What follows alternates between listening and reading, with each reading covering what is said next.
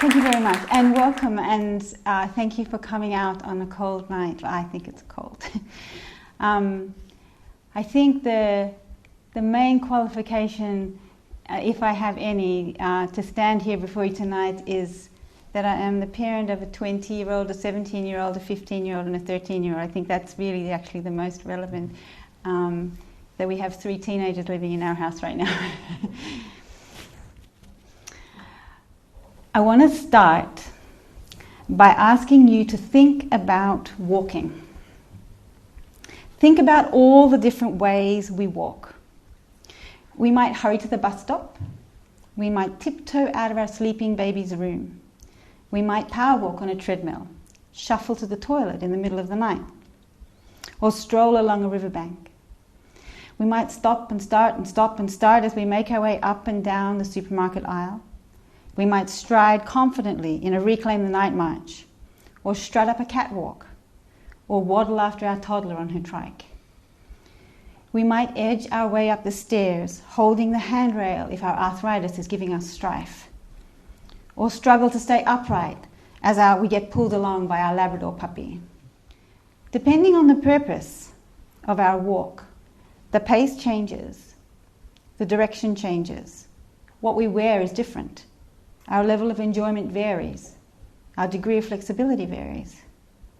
The purpose of our walk informs every aspect of how we prepare, how we engage in the process, and the outcome. And for each of the walks just mentioned, though the action is broadly the same, walking, we will measure success very differently. If our goal is to walk 6 kilometres in an hour, we will know that the goal is won when we set out on a 6-kilometre circuit at 3 p.m. and get home at 4 p.m. If our goal is to make it to the top of the steps despite the arthritic pain without falling over, we know the goal is won when we get there with no fresh bruises. If we're walking in the supermarket, the purpose is fulfilled when soon afterward there is food in the house. Identification of the purpose of an undertaking therefore has many implications. So perhaps one of the most important questions we can ask ourselves as parents is, what is the purpose? What is the goal? What are our key performance indicators? How will we know we have been successful? To a certain extent, this is a deeply personal question, and each parent can only answer it for him or herself. But it may be one of the most fundamental questions we can ask ourselves as parents, as from the answer to that question can flow a raft of choices and decisions and experiences. If our first response, as we reflect on this question, is to identify happiness as the purpose of parenting, that is, we want to raise children who are happy, we are among a large group of parents. Richard Weisbord is a family and child psychologist on the faculty of Harvard School of Education. His research and that of his colleagues found that one of the most common objectives articulated by parents is to raise happy children. It's interesting that he also found that the pursuit of happiness as an ultimate goal often leads to a few undesirable outcomes, including a reduction in happiness itself. He found, and I quote, that when parents prioritize their children's happiness or self-esteem over their attentiveness and care for others, children are less likely to be happy in the long run. Too much attention on how children feel moment to moment and to how they feel about themselves can make children preoccupied with their own feelings and less able to tune into or organize themselves around others. It can deprive them of key capacities they need to have gratifying relationships, to be good friends, colleagues, parents, grandparents, the true sources of lasting well-being. So the evidence seems to be that our children are more likely to flourish if we regard happiness as a byproduct of a life well lived, rather than an ultimate goal. So perhaps one way of articulating the purpose of parenting that might be broad enough to embrace a spectrum of individual responses is that the goal of parenting is to support our children to fulfill their potential, Does anyone disagree with this as an objective? So this then raises the question of what it means to fulfill potential. I think the answer to this question is informed by our beliefs and understandings of three things, or our responses to three questions. The first is, what is a human being? Or what is human potential? If we want our child to fulfill her potential, what do we believe that potential to be? Once upon a time, there was an eagle, and it had created a nest on a branch hanging out of a cliff. And one day, as the breeze was stirring, the eagle that was incubating the egg needed to go and find some food, and she flew. And just then a breeze came and rolled the egg out of the nest, and it landed on a grassy hill, and it rolled down the hill. And it came into a barnyard, into a farmyard. And the mother hen came out and saw this egg and wondered why it had got out of the nest, and she rolled it back into her nest and sat on it with her other eggs. And time passed, and the eggs hatched. And out came these lovely little chickens and one eaglet.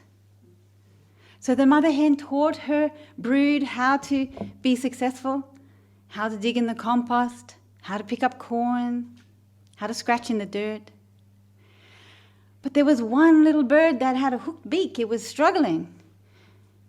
And she's like, well, just try harder. And this little bird followed its siblings around and tried its best, but it would look up in the sky and it would see these eagles flying. And it thought, wow, imagine being able to fly.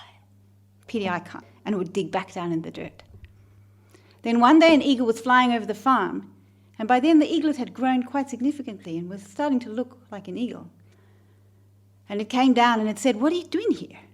And the eaglet said, hanging out with my brothers and sisters, Mommy. These are chickens. You're an eagle. Nah, I'm a chicken. Come with me. So the eagle took the eaglet and they walked up the hill. And the eagle took the eaglet out onto the branch and said, jump. And the eaglet said, no way. And the eagle said, jump. Pushed. And as soon as the eaglet was pushed off the branch, it spread its wings and it found it could fly. And then it realized it's actually an eagle.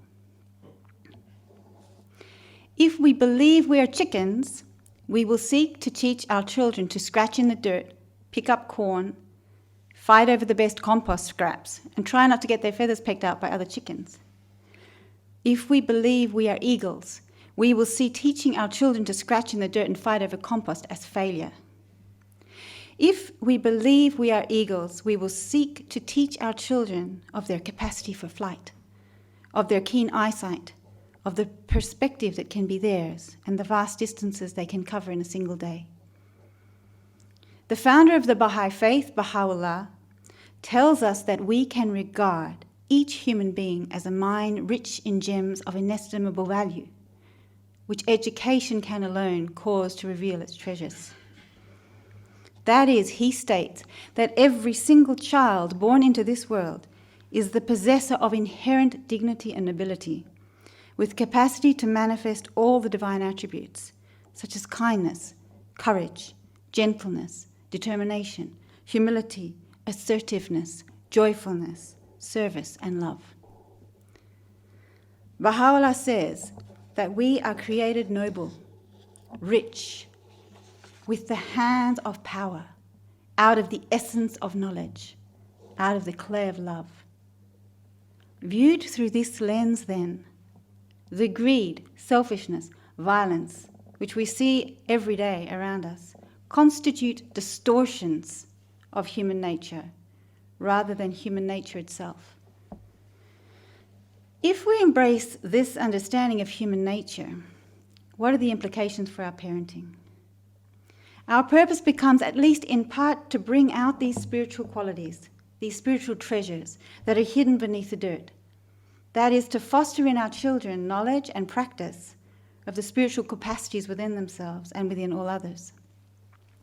These capacities then constitute an important part of the potential of each child and fulfillment of potential is tied up with the understanding of and manifestation of these qualities. What might this look like then in our daily parenting practice? One day I decided to do an experiment on my children who were then aged 2 and 4. I'd noticed that whenever we left the park, no matter whether we'd been there for 10 minutes or 1 hour, they always asked for more, and they wanted to stay longer. So as part of this experiment, I decided that I would stay until they themselves requested to leave. So for several hours, I endured the tedium of pushing swings, clapping as they tumbled down the slides, and dusting wood chips off knees, tummies, and tongues. Finally, they were ready to go. Without even realizing it in the moment, I was expecting them to have a deep appreciation of the gift they had just been given. Part of me even expected them to verbalize this. However, before we had even buckled the seatbelts of the car, they were making their request for the next thing they wanted, hot chips. It was at that moment that a very useful phrase was coined: gratitude, not greediness. As a result of this experiment and the subsequent interactions, informed by the outcome, I learned that even very young children can quickly grasp the basic meaning of gratitude, being content and appreciative of what is or what one has, and of greediness, always wanting more. When we focus on releasing our children's potential to manifest the divine attribute of gratitude, we stop trying to satisfy the every desire and whim of our child in the quest for happiness. Chasing after the latest transformer, collectible toy, iPhone, brand jeans, and instead we seek to polish the gem of gratitude in his heart. Once our family had coined the phrase gratitude or greediness and identified that we wanted to actively teach this in order that our children's potential might be fulfilled, we started to recognize what contributes to growing gratitude and what contributes to growing greediness. We realized that firstly, we need to constantly use the language that brings attention to the child's spiritual potential, gratitude, and to what results if we fail to fulfill that potential, greediness. This can start from a very young age. Children have unimagined capacity to appreciate these concepts from a very early in life, certainly from the age of 2 years. Secondly, we found that central to developing gratitude is contrast. For example, if a child has eaten at least 3 full meals every day of her life, and all the people around her have had similar experiences, it is harder for her to be grateful for a meal. We even tell children that they are good for having eaten their vegetables or for finishing their meal. But if a child knows what it feels like to be hungry for an extended period, he will be grateful for food even long after he has guaranteed access to it. But we cannot deprive our children of all the things for which they can be grateful. We can't cripple them so they'll appreciate health, lock them up so they appreciate freedom, starve them so they appreciate food. But we can expose children to the experiences of others that would help them appreciate their privilege, through physical visits to families, communities, or countries that enjoy less privilege than our own children, as well as through carefully selected books, television shows, and conversations that help them compare their experience to the experience of people around them or people around the world. My children and I used to walk about 1 kilometre to get from our home in Darwin to their primary school. And as we crossed a large grassy area and sweated under the tropical sun, we, who had never lived in a war zone, celebrated every day the fact that we could walk across the grass 100% confident that we would not step on a landmine. Gratitude for this privilege is fostered through contrasting what is for us with what is for many others, or what is for us with what could be. Thirdly, we can use the stories and TV shows to which they are exposed as points of reflection on the quality we are seeking to develop. Is Miss Piggy, or Cookie Monster, or Buzz Lightyear practicing gratefulness at the moment? Or in that story, whom did we see practicing gratitude? What did it look like? Fourthly, at the end of each day, we can ask our child to identify the things for which he is grateful. As he grows, we can encourage him to recognize the non-tangible and more hidden aspects of life for which gratitude is warranted, such as parents who love him enough to limit his screen time to 30 minutes a day. Fifthly, we can model the practice of gratitude for all things, big and small, in our daily lives. This example focuses on fostering the quality of gratitude, but these processes can naturally be applied to other qualities. So what we believe about the nature of a human being is one of the concepts that informs what we believe our child's potential to be. This in turn informs how we respond to daily parenting situations. If we don't believe in the spiritual nature of our child, or if we are unaware of their immense capacity for spiritual development, we won't focus on developing it. We may instead try to satisfy the insatiable demands of our children immersed in a sea of crass materialism. In my conversations with parents, I hear very often that children these days have so much more than their parents' generation had as children, and yet are constantly unsatisfied and ever demand more. We can ask ourselves, how has this emerged? What beliefs about the nature of a human being and the potential of each child for spiritual growth inform this outcome? A second concept that can be explored in the context of identifying what it means for our child to fulfill her potential relates to the fact that we do not raise our children in a vacuum. They and we are embedded in a community or a society at the local, state, regional, national, and international levels.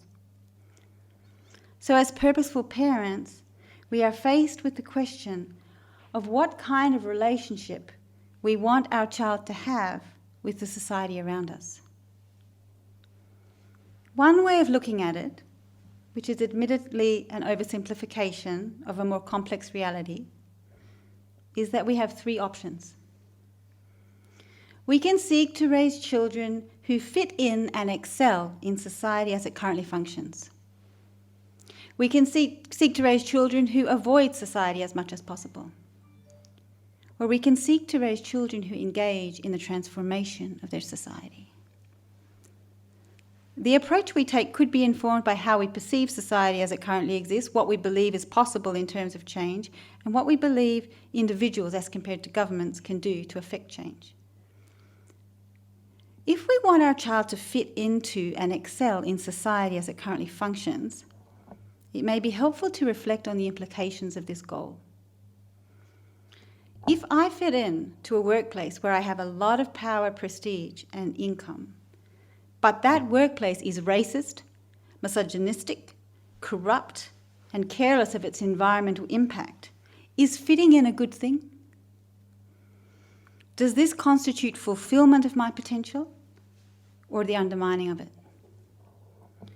So what are some of the characteristics of our society, and what are the implications of raising children to simply fit in? In Australia, thousands of girls and women seek cosmetic genital surgery as they don't like the way their genitals look compared to images they see online. And I'm not talking about surgery undertaken by transsexuals, but rather the equivalent of a nose job or a facelift, but on genitals. The average referral age is 14 years, and the youngest is a girl of 11. Online gaming apps popular with girls, such as Girls Plastic Surgery Doctor, Mermaids Plastic Surgery, Princess Plastic Surgery, and Superstar Face, give children the opportunity to carry out eye lifts, nose jobs, and lip implants, and create entirely new faces using plastic surgery simulators. The games instruct them in how to use ice to numb pre-treatment sites, lighten dark skin, decrease larger noses, carve off weight, and achieve rounded eyes.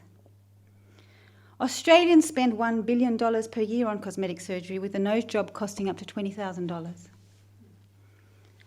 Online games, particularly popular with males, normalise theft, murder, and rape as elements of entertainment. there are about 1 million Australians struggling with eating disorders. At 4 years of age, Australian children average more than 2 hours screen time per weekday. By 12 years of age, this increases to more than 3 hours per weekday and almost 4 hours on each weekend day. This means that, on average, up to 30% of an Australian child's waking time is spent in front of a screen. 28% of Australians aged 13 to 17 drink weekly. 278,000 young people aged between 4 and 17 experience an anxiety disorder in a given year. Approximately 560,000 Australian children and adolescents experience a mental disorder in a given year. Each year, about 400 young people take their own lives. In 2016, there were 350,000 notifications to an authority of child abuse and neglect in Australia. 45,000 children lived in out-of-home care. 3 million Australians lived below the poverty line, and more than two-thirds of Australians were overweight or obese. Nationwide, we have a homicide rate of nearly 2 women per week in a domestic violence setting. What are the implications of raising a child that fits in uncritically and seamlessly to this society? The second option of the three I mentioned earlier is avoidance. How realistic is it to avoid society? Some of us may have opportunity to live in a remote property or in a secluded community, largely grow our own food and homeschool our children, and thus protect them for a certain period of time from certain aspects of our society. But in an increasingly interconnected world, particularly with the affairs of the world coming right into our bedrooms through advances in technology, for a vast majority of parents and children, avoidance is not a realistic goal. Which seems to leave us with the third option: raising children who see themselves as active protagonists in the transformation of their environment. If as parents we believe that part of raising children to fulfill their potential includes raising them to recognize their own power to contribute to the spiritual and material prosperity of humankind, a number of questions open before us. The first is, what do we believe is possible in terms of the transformation of society? What could society look like? Is humanity collectively destined to pick through the compost and scratch in the dirt, or does it have capacity to soar? Can we shift from a culture characterized by competition and adversarialism, which currently permeates our spiritual, legal, educational and other systems, to one characterized by consultation and cooperation? Can we shift from families, communities and international relations racked by injustice and violence to families, communities and international relations characterized by unity and peace?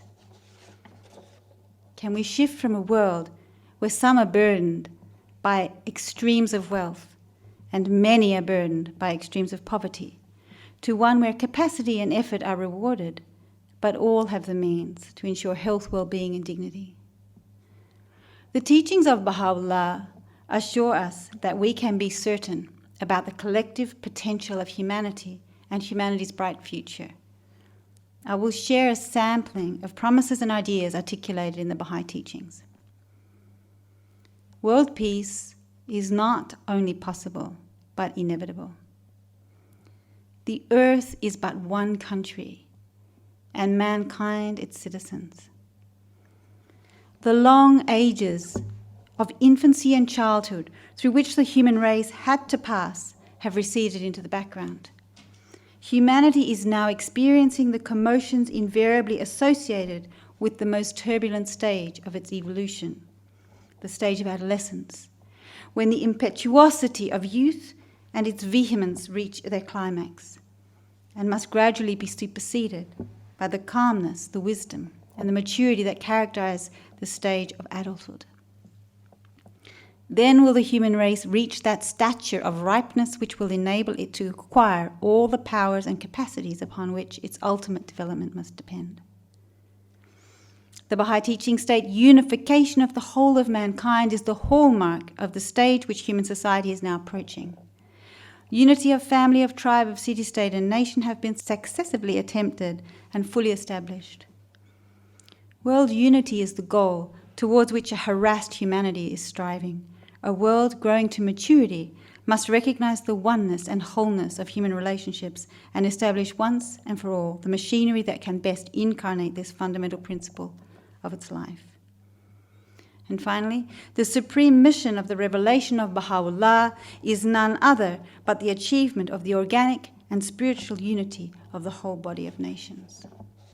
These teachings then constitute an assurance of the inherent capacity of humankind to achieve a currently unimaginable state of spiritual and material prosperity. But it will not happen by magic. It will happen through tireless and disciplined effort. Do we want our children to play their part? In a world so darkened, but with so much capacity for light, can children fulfill their own potential if they are raised to turn their back on or minimize the role they can play in the transformation of human society? And if we raise them with an understanding that part of fulfilling their potential is to be a powerful and selfless agent of social change, how then do we equip them to take their part?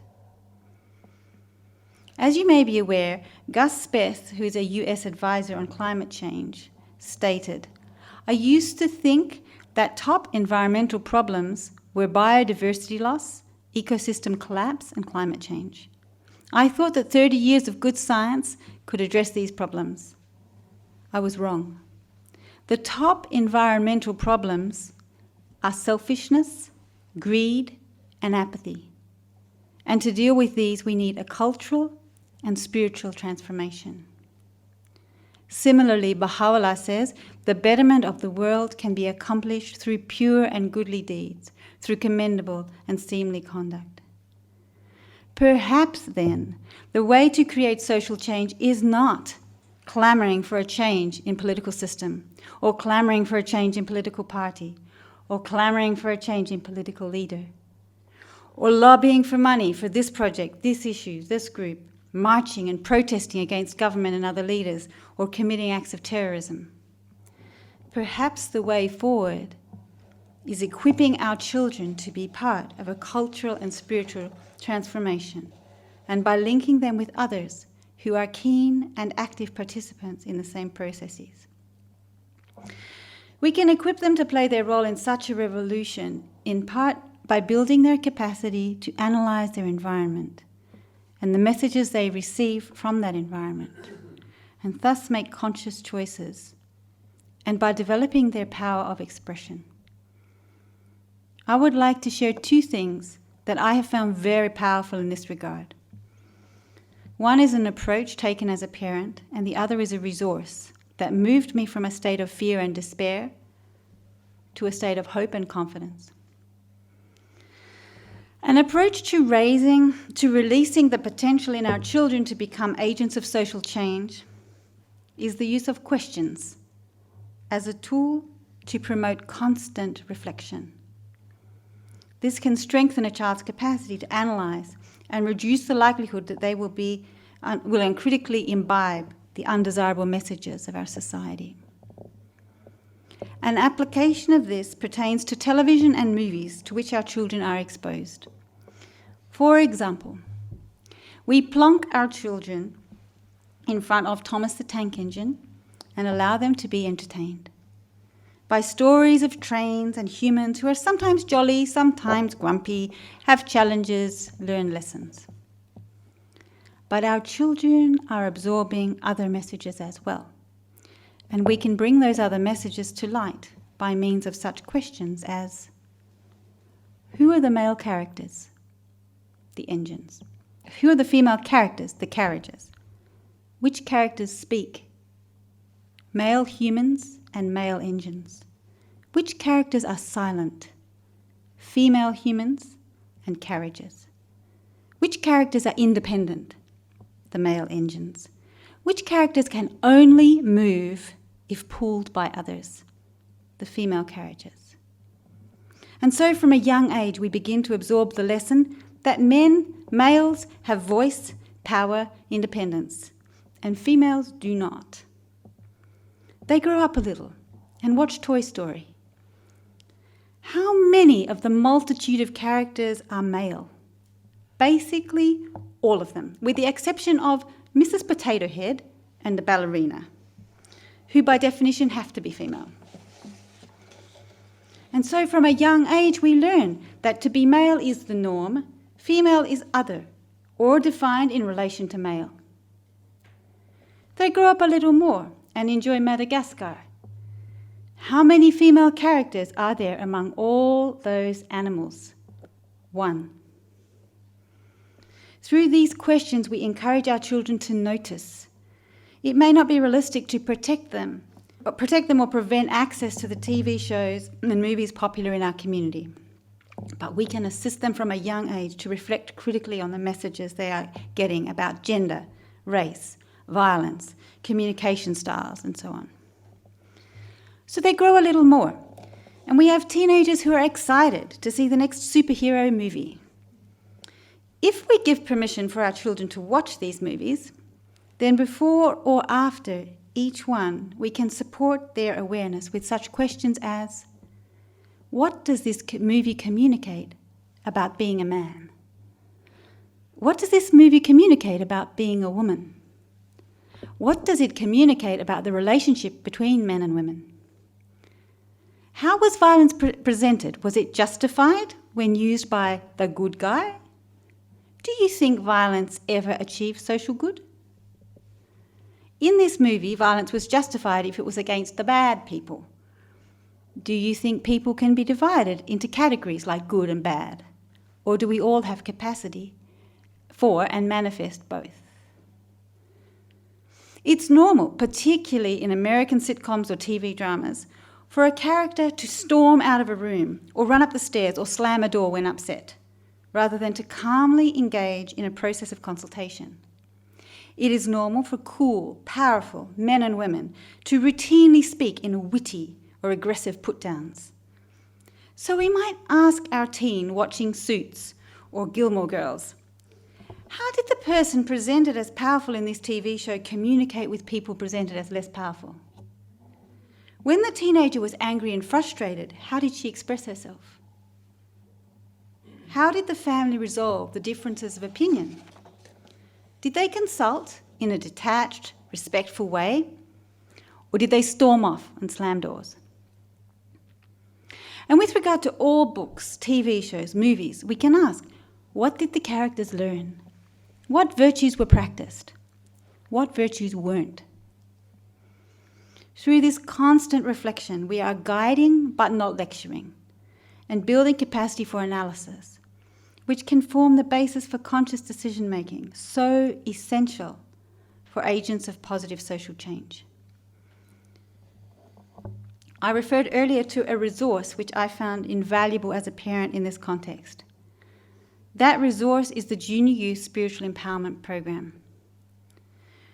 When our children started primary school, we were living in East Timor. I was extremely grateful as a parent to be raising children in an environment where nothing could be taken for granted, where even running water and electricity were unreliable. Our diet consisted largely of rice, fish, and local vegetables. Free time was spent climbing mango trees, swimming in the sea, and playing a local game with pebbles and holes in the dirt. There was a strong sense of the collective and a valuing of humility. And self-promotion and selfishness were considered humiliating and shameful. When a number of crises coincided in 2006, we were obliged to leave East Timor, and we moved to Darwin. I was in a state of grief about leaving East Timor and had grave fears about raising my children in a society so saturated with materialism and self-centeredness. It was at this time that I learned about the Junior Youth Spiritual Empowerment Program for 11 to 15-year-olds, which supports in the participants a profound understanding of the twofold moral purpose of human life, the spiritual transformation of the individual and the spiritual transformation of society. My children formed a junior youth group with others their age and began to study important concepts central to transformation of self and society, and engaged in increasingly complex acts of service, from picking up litter in a park to running a spiritual education program for younger children. The program continued for 3 years. And at the end, my children entered into a sequence of courses offered by the Ruhi Institute, which are available to all youth and adults everywhere, which further built their capacity to contribute to the betterment of the world. In their turn, they were thus trained to become animators or facilitators of junior youth groups for the next generation of young people. Now, as a young adult, my eldest daughter oversees the engagement of 75 young people who participate in this program in a given community. These young people and thousands of others all over the world are learning to transform their communities through the immense powers that they have discovered they possess. The power of unity, the power of love, the power of justice, the power of joy, selflessness, kindness, humility. I recommend the Junior Youth Spiritual Empowerment Program to every parent of an 11 to 15-year-old, no matter what your belief system. If you identify that part of the purpose of your parenting is to release the potential of your child to be an agent of transformative and lasting social change. So at the beginning I said that if the purpose of our parenting is to support our children to fulfill their potential, we might benefit from exploring 3 concepts or seeking responses to 3 questions. The first question we looked at was, what is a human being, or what is human nature, or what is human potential? The second question we considered was, what kind of relationship do we want our child to have with its environment, or the society around it?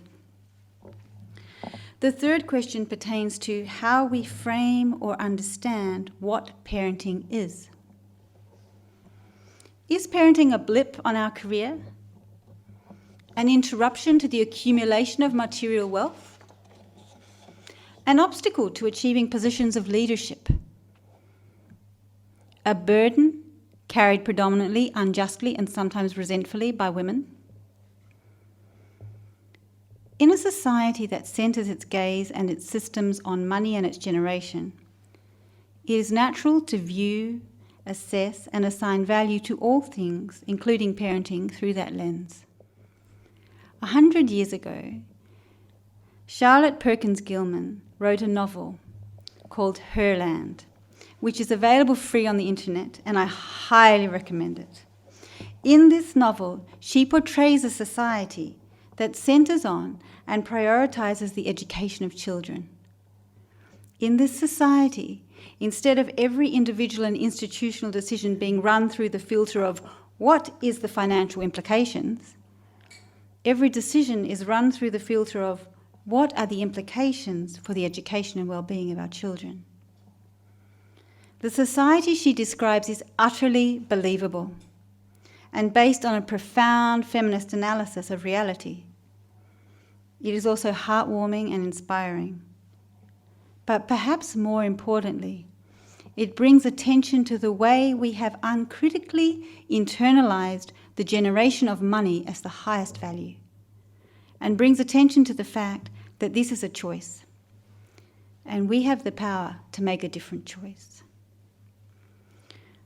From a Baha'i perspective, parenting is one of the most sacred and important roles in a society.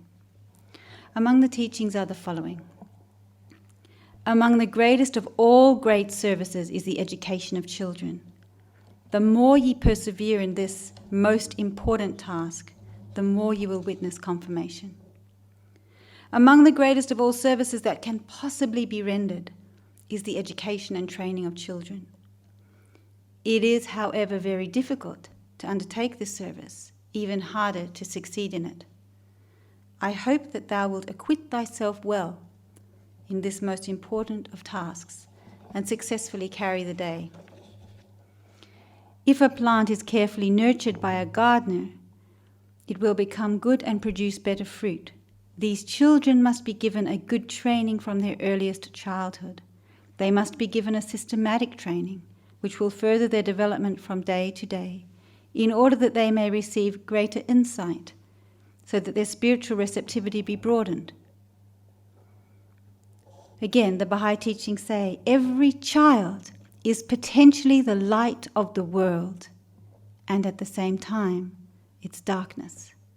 Wherefore must the question of education be accounted as of primary importance.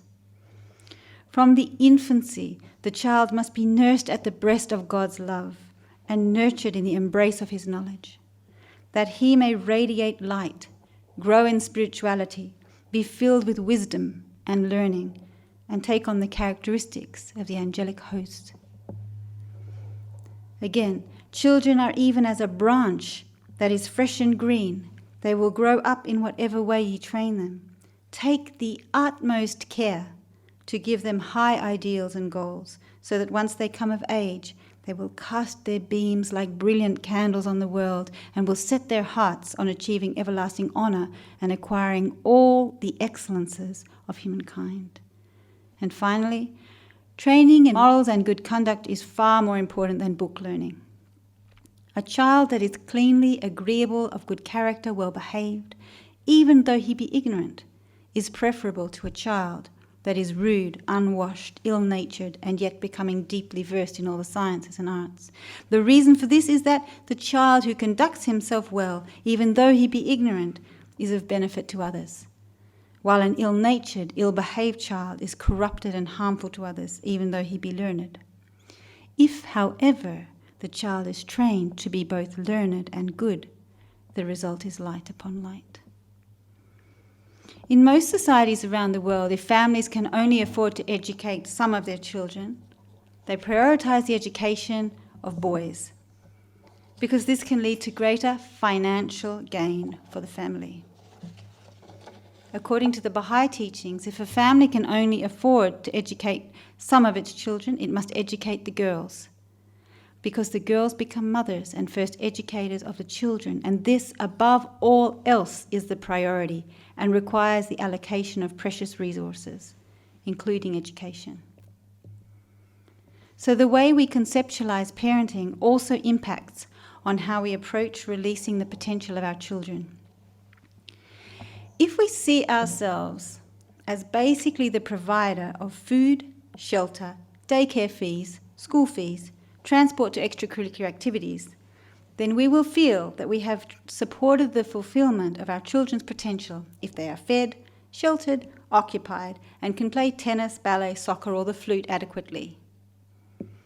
But if we see ourselves as the trustees of a most sacred trust, rendering the greatest of all possible services, fostering radiance, learning, wisdom, characteristics of the angelic hosts, all the excellences of humankind, nurturing tender plants, then fulfillment of potential has additional implications. And so, we have explored the idea that in any endeavor, particularly an endeavor as important as parenting, identification of purpose is crucial, for the objective goal or purpose will inform every choice we make hereafter. We've suggested that a broad statement of purpose for parenting could be to support our children to fulfill their potential, which necessitates reflection on what potential our children and all human beings possess. We have noted that Baha'u'llah informs us that our children are minds rich in gems of inestimable value, and they have immense capacity to reflect the divine attributes. We have suggested that our children cannot fulfill that potential by solely focusing on themselves, not even by focusing on the development of their own spiritual qualities. The fulfillment of their potential is intimately connected to the role they can play in the healing and transformation of our society, for which there is an undeniably urgent and immense need.